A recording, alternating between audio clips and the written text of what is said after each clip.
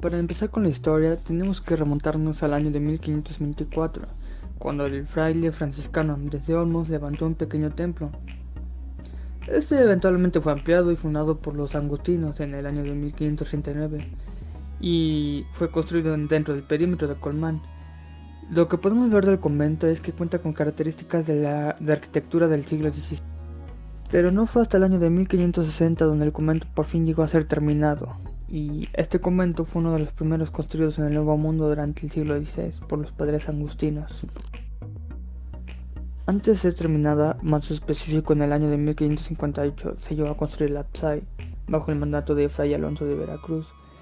El ábside es un arco de triunfo y este se cubrió con una bóveda de crucería. Prosiguientemente, en el año de 1560, con la ayuda económica del virrey Luis de Velasco, se llegó a edificar la portada plateresca y también el claustro actual. La portada cuenta con un rico estilo renacentista y también podemos ver que cuenta con una bóveda de cañón, la cual sufrió daños irreparables. Tanto fue así que en el año de 1735 se construyó una nueva bóveda de cañón sobre los muros. Es por eso que vemos que en la nave hay robustas pilastras y por fuera vemos macizos contrafuertes. Algunas de esas pilastras obstruyen parte de...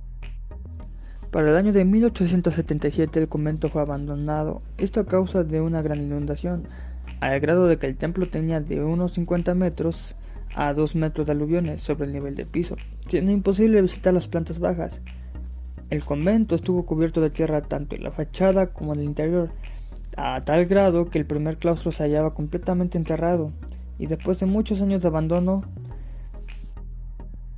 la Dirección de Monumentos Coloniales empezó con las excavaciones en la parte del atrio, en forma de rampas o terrazas. Esto para devolver a los inmuebles a su antiguo nivel de piso, permitiendo así admirar la fachada en toda su belleza y apreciar este monumento en toda su magnitud. Por fortuna, se llegó a salvar gran parte del inmueble, así como los altares y algunas pinturas que forman parte del monumento colonial. Prosiguientemente, en el año de 1933, el 6 de abril, fue declarado monumento nacional y hasta la fecha funciona como museo de arte colonial, el cual sigue siendo una de las zonas más visitadas por turistas nacionales y extranjeros. Esta arquitectónica ha llegado a sobrevivir a través del tiempo, para convertirse en sí en una rica herencia cultural del Estado de México y de nuestro país. Actualmente luce estupendo el templo en su portada principal y en la fachada lateral, aunque eso sí, su interior presenta grandes fracturas, esto a consecuencia de su edad.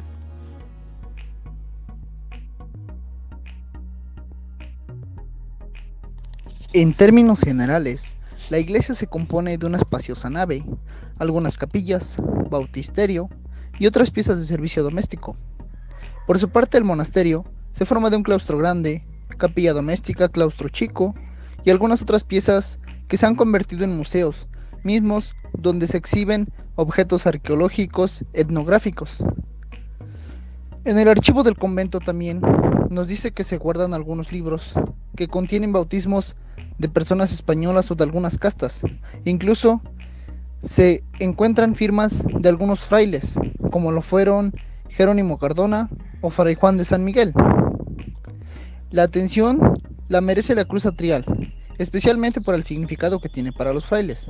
La misión es catequizar y acabar con las sangrientas ceremonias de cultos que tenían los indígenas. Se vieron en el problema de cómo explicarle esto a los indígenas, por lo que optaron por representarla simbólicamente. De ahí el nombre de cruz atrial, proveniente de las grandes cruces que se situaban en el atrio, mismas que hacían que la cruz fuera decorada con motivos de la pasión y no con la crucifixión. Esto con la intención de que los indígenas olvidaran los rituales sangrientos que eran desaprobados por los evangelizadores, de tal manera que la cruz atrial obtuvo un gran valor y una expresión grande en la religión y en el arte, ya que se fusionó con algunas religiones y creencias del arte mestizo. Grandes paños, muros pétreos de gran fuerza expresiva, enmarcada la delicadeza composición de su portada principal, interiores austeros en los que no solo se concentraba alguna decoración. En el patio también había proporciones y ornatos románicos con la interpretación regional de un artista aborigen. Sus grandes patios eran murales decorados con pinturas al fresco, con sus corredores y claustros completamente admirables en un conjunto. Comprende el monasterio, se divide en tres partes esenciales. Como primer punto es el atrio, segundo punto la iglesia y el tercer punto sería el convento propiamente. El atrio, una enorme barda alternada que lo circunda y una entrada de 3 arcos. Al fondo del atrio, la iglesia y el convento se distinguen fácilmente en la fachada. Se distinguen de los distintos cuerpos que se encuentran ahí. El de la iglesia es por supuesto más alto que el resto. Contiene la capilla abierta, tan peculiar en estas construcciones y misma donde se celebraban algunas ceremonias religiosas para las personas que no eran bautizadas. En el pórtico se puede ver el acceso al convento. Es saliente sobre los demás. Fue el atrio. Hay una cruz labrada del siglo XVI, la cual seguramente estuvo en el centro de este mismo.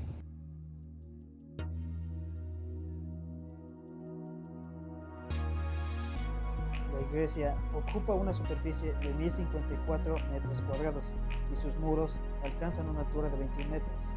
La fachada de este templo es de estilo plateresco.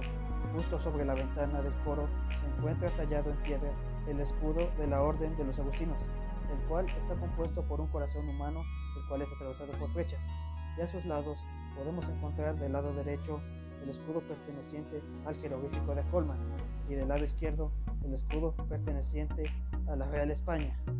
Por otra parte, en el lado norte de la fachada se encuentra una inscripción en la que se alaba al rey Don Felipe, hijo del emperador español Carlos V, y del lado sur se encuentra otra inscripción en la que se alaba al virrey de la Nueva España, Don Luis de Velasco. La iglesia está compuesta por una nave de gran tamaño, con 3 capillas conocidas como bautisterio, antesacristía y sacristía. En la nave se encuentran lunetas y un ábside con nervadura gótica y pintura mural perteneciente al siglo XVI. Cabe mencionar que en el ábside hay representaciones de obispos, cardenales, frailes y santos que alguna vez pertenecieron a la Orden de San Agustín.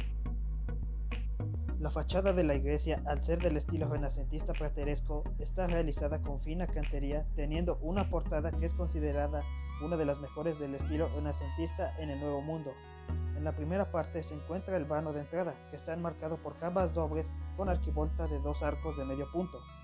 La mitad de las jambas, al igual que los pedestales y parte de las columnas, sufrieron una fuerte exfoliación y deterioro que desprendió gruesas capas de cantería.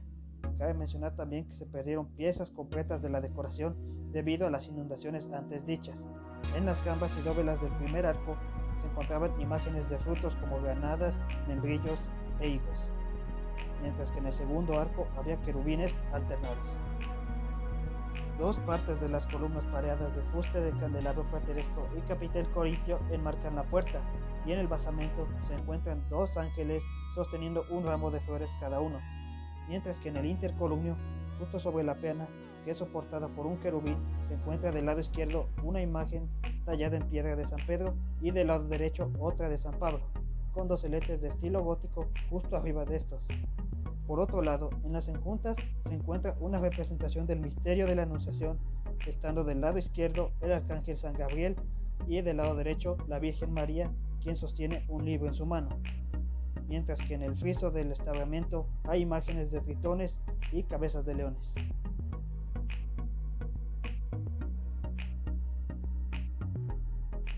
La iglesia se compone de una sola nave de gran altura, orientada de oriente a poniente.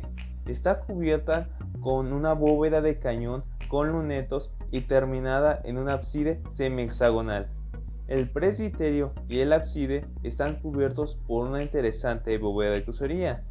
Por otro lado, la nave se encuentra dividida en 5 tramos y el ábside está dividido por medio de pilastras. El interior del templo llama por sí solo la atención, esto debido a la altura de las bóvedas, en especial aquellas bóvedas de dibujo de estrellas pertenecientes al estilo gótico. En los entrejes de la nave existen algunos retablos en madera tallada. Estos pertenecen a los siglos XVII y XVIII. Sobre los muros del presbiterio y del ábside existen pinturas al fresco. Estas representan figuras de santos, cardenales, papas, profetas, obispos y sibilas. Estas están sentados en tronos de grandes proporciones, las cuales se presentan en buen estado de conservación.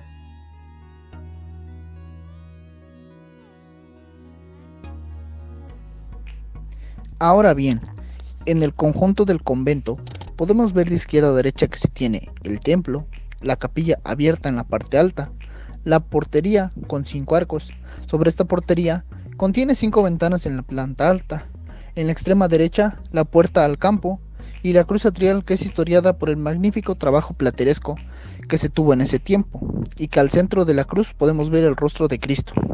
El convento propiamente queda del lado de la epístola y está adosado a la iglesia, constando de 2 claustros, uno grande y uno pequeño. Los 2 claustros quedan divididos por una crujía, donde se encuentra la sala de profundis o bien de meditación, la cual está comunicada con los dos. Una escalera monumental en la crujía norte del claustro mayor conduce a la planta alta. En la planta alta, alrededor del claustro mayor, se alojaban algunas celdas que tienen salida a una de las galerías más largas que se tiene y que se separaba de él. La celda de la esquina es algo mayor, era la perteneciente al prior convento de las 13 que se tenían. En el claustro mayor, la arquería en la planta alta no corresponde a la de la planta baja, debido a que en la alta se tienen 6 arcos y en la planta baja simplemente se tienen 4. El aspecto general es delicado y elegante, con sus finas columnas y la forma especial redondeada del intrados de los arcos. Los capiteles, en el estilo románico, las enjuntas de los arcos en la planta baja, tienen distintos motivos de relieve, el techo de la planta alta, la bóveda plana con vigas aparentes. Al lado del templo podemos ver que se tiene en la parte alta la capilla abierta integrada a la portada, entre el templo y el convento. Su acceso es por el convento. También está comunicada al coro. Era visible para los fieles de cualquier parte del atrio. En ella hay una pintura al fresco de grandes proporciones de Santa Catarina, algo deteriorada, a quien misma está dedicada esta capilla. Una curiosa pintura mural de un retablo realizada al temple nos muestra cómo se proyectaban primero los retablos y luego los retableros los ejecutaban en madera. El claustro es hermoso, completamente renacentista, contemporáneo de la portada del templo. El claustro bajo lleva 4 arcos de medio punto por lado, de intrados redondeados sobre capiteles compuestos, donde hay un arillo circular de naranjas sobre las que salen 3 capas de apretadas hojas. El basamento es igual, pero invertido.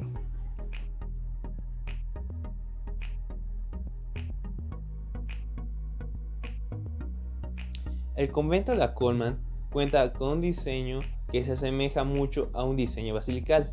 Esto se debe por el acceso principal y los parámetros laterales totalmente abiertos hacia una explanada de terreno adyacente. Esto permite un fácil acceso y una gran contemplación desde el exterior de los eventos y actos litúrgicos celebrados en el interior del mismo. La construcción del convento se realizó con materiales perecederos, como lo son el adobe, el ladrillo, pequeños cantos de piedra, los cuales se utilizaron para ensanchar la iglesia cerrando sus laterales. Además del uso de madera, esta, debido a su fácil acceso y trabajo, le dio la facilidad de tener techos de viga y armaduras sobre las naves. El tipo de arquitectura del convento de Acolman se podría nominar como arquitectura de la conversión, puesto que hereda muchas de las características de los templos de planta basilical, entre ellos la articulación de espacios constructivos y espacio natural, como integrantes de un mismo recinto religioso, además de la facilidad de adaptación a la realización de distintas actividades, así como eventos, y la capacidad de acoger a un elevado número de personas. Sin mencionar la numerosa mano de obra que había disponible para aumentar velocidad y eficacia a la construcción. El convento de Acolman también fue una de las varias estructuras estilísticas que se dieron entre los edificios elevados de las distintas órdenes religiosas para convertirse en uno de los centros vitales de la población que actualmente uno consideraría inhabitable.